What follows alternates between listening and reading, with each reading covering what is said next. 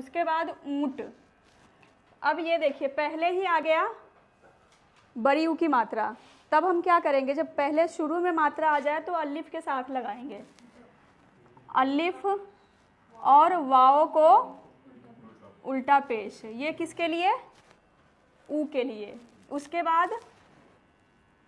बाद क्या, बिंदी के लिए नून और ट के लिए टे, ऊंट हाँक।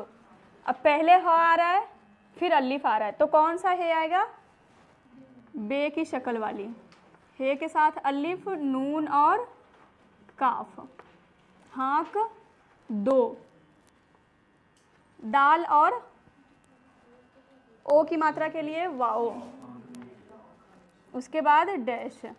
अब देखिए इस तरह से अगर हम जुमले बनाएं तो कोई दिक्कत नहीं आएगी। हम एक एक शब्द के बारे में यानी कि एक एक लफ्ज़ के बारे में सोचेंगे और उसको एक एक करके लिखेंगे, तब जाके हमारा जुमला तैयार होगा, यानी कि अल्फाज के ज़ोर से जुमला को हम तैयार करेंगे।